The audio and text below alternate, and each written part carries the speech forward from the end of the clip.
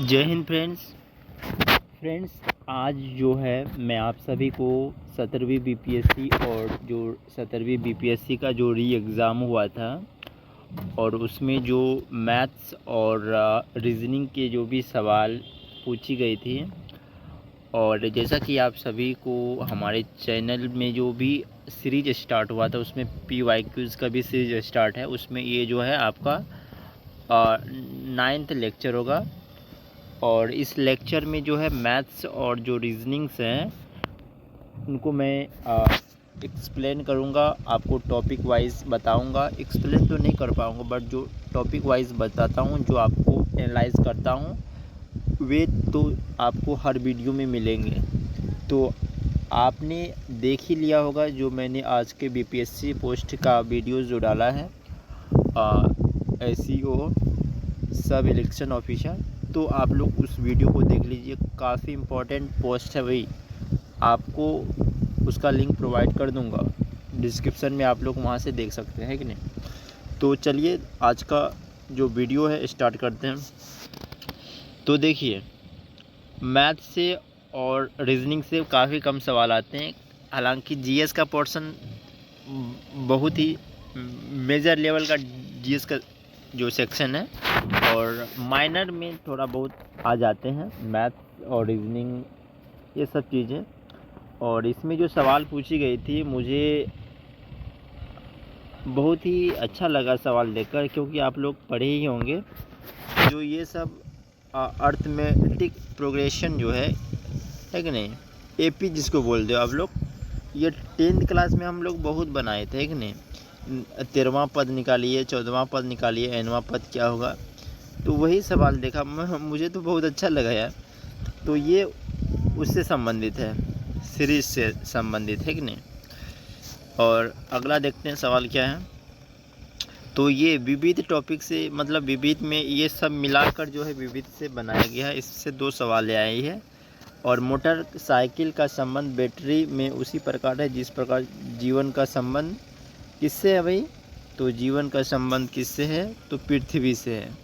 तो पृथ्वी है, जीवन है, पृथ्वी नहीं है तो जीवन नहीं है। क्यों नहीं है भाई, पृथ्वी पर जीवन जीने के लिए सारे तत्व विद्वान हैं।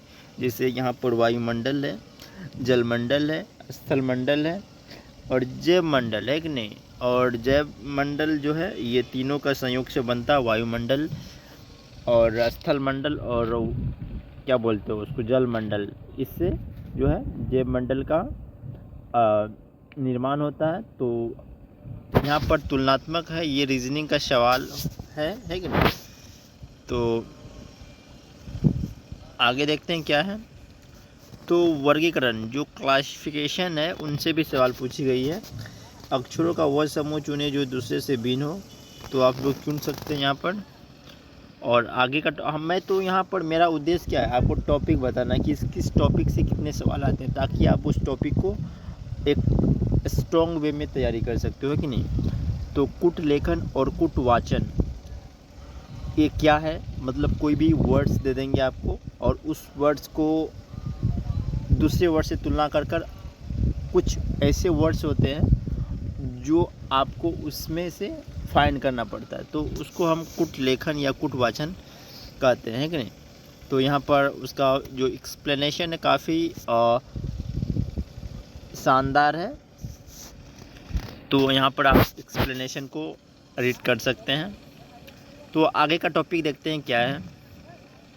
तो भाई इससे जो सवाल पूछा गया था 2 है, और सीरीज से सवाल 1 सवाल आया था, सीरीज से ये री एग्ज़ाम में आया था।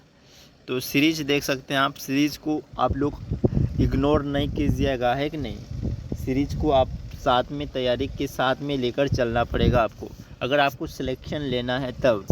अन्यथा आप जीएस को पढ़िए, क्योंकि ये नहीं कोई बनाता। अगर ये बना दीजिएगा तो प्रीलिम्स आपका 100% पक्का हो जाएगा है कि नहीं। जो तार्किक क्रम है, जो रीजनल सीरीज़ है, उनसे भी सवाल पूछा गया था।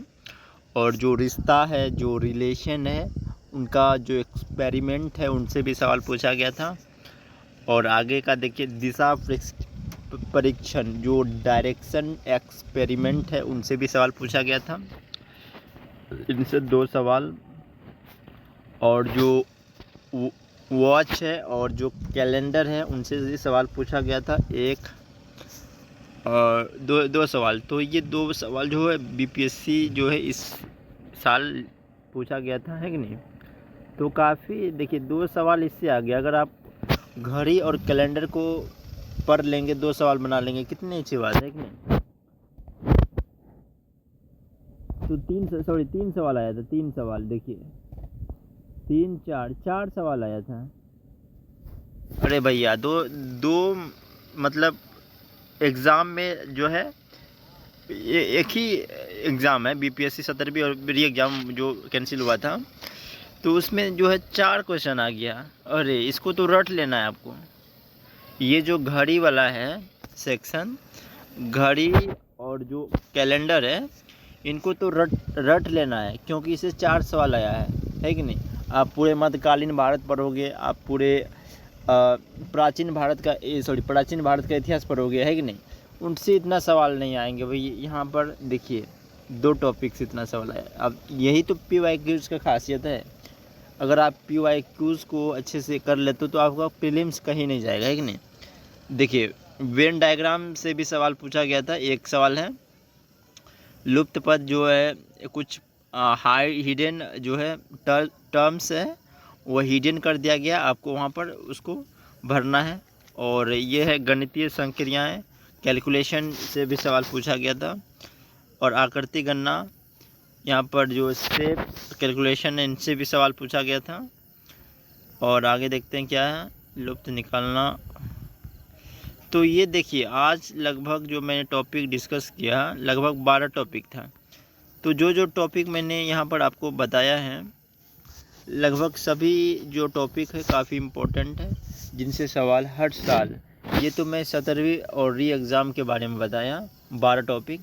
और इससे पहले जो 69, 68, 67, इससे पहले और जब से स्टार्ट हुआ है तब से लेकर अब तक, मतलब जितने भी सवाल पूछे गए हैं इस तरह से मैं करवाऊंगा। और आपकी जो एक सेट होता है कि ना, कि ये पढ़ रहा हूँ कि आएगा कि नहीं, इससे आपको क्लियर हो जाएगा। अगर आपने बुक नहीं लिया है तो आपसे रिक्वेस्ट है एक छोटी सी, आप लोग बुक ले लीजिए ताकि आपको ज़्यादा समझ में आए। अगर आप बुक देखोगे तो आपको ज़्यादा याद रहेगी, क्योंकि सुनने से ज़्यादा याद नहीं होती है कि नहीं। जब तक आप उसमें पढ़ोगे नहीं तब तक मन ज़्यादा देर तक याद नहीं रखेगा, है कि नहीं। तो ये मेरी सलाह है, आप छोटे भाई समझकर या बड़े भाई समझकर, जो भी समझकर, टीचर समझकर, जो गाइडर, कुछ भी समझकर मेरी सलाह को आप लोग मानते हो तो ज़रूर आपको सफलता मिलेगी, है कि नहीं। क्योंकि मैं भी इस फील्ड में काफ़ी ज़्यादा दिन से लगा हूँ, तो मुझे भी एक्सपीरियंस है। विदाउट एक्सपीरियंस के मैं कोई भी बात आपके सामने नहीं रखता हूँ। तो ये था आज की हमारी वीडियोस। कैसी लगी आपको? अगर आपको वीडियो अच्छी लगी तो लाइक कर दीजिए, चैनल को सब्सक्राइब कर दीजिए और अपने दोस्तों के साथ वीडियो को शेयर कर दीजिए। तब तक के लिए हमको आप इजाज़त दीजिए। मिलते हैं दूसरे कुछ और नए वीडियो के साथ। तब तक के लिए आप अपना ख्याल रखिए। जय हिंद।